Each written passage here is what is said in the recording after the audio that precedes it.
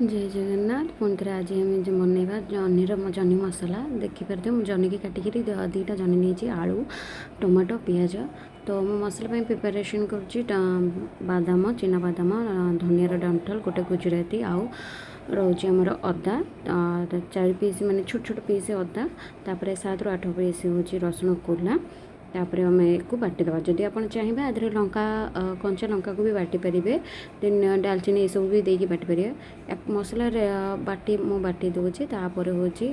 तेल पकईद कड़े बस तेल पकईदे तेल रे जह्नी भाजिया जह्नीर पानी अंश मरिया पर्यटन आम भाजिया ना कि अधिक ब्राउन कलर करना नहीं खाली जहाँ तार टे पानी अंशटा मर तापर आम से तेल रे आलू को भाजिया आलू भी ब्राउन कलर टिके हल्का सा गोल्डन ब्राउन हो सारापर ताक भी काटिदेवा सेम तेल रे पुणी पियाज पकईकि पियाज हल्का सा ब्राउन कलर हो आसिले से टमाटो पकईकि लुण आउ हलदी की देदेवा जेहेतु मुझे जह्नी भाजिला आलू भाजिला लुण हलदी देना से मुझे हिं दे दूँगी कहीं जह्नी भाजिला जब मुझे लुण दे था तो से आहरी अधिक पानी बाहर था बटा जो रखी जो बाटिक से बटा होता मसला को आदर पकईदेवा ताको गोलेदेवा गोले सारापर तादर टिके तेल बाहरी आसिले आम तादर पकईदेवा जीरा गुंड धनिया गुंड लंका गुंड हाँ एतिक तो पकईकि आम भाजदेवा ताको भलसे गोलेदेले पानी बाहरी आस जीरा गुंड धनिया गुंड लंका गुंड एतिक पकईदेवा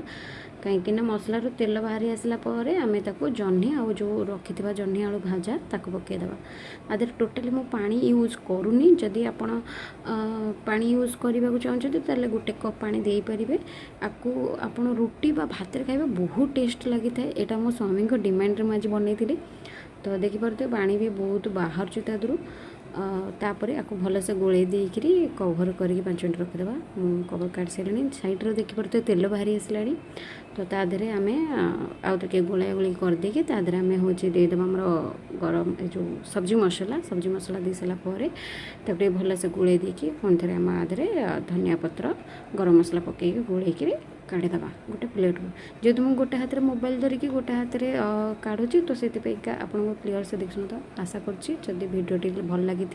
रेसिपी भल लगी लाइक करेंगे शेयर करेंगे सब्सक्राइब करेंगे भूलिए प्लीज़ कमेंट करूँ कमेंट कले मत मोटिवेशन लगे मुझे वीडियो बनैबी।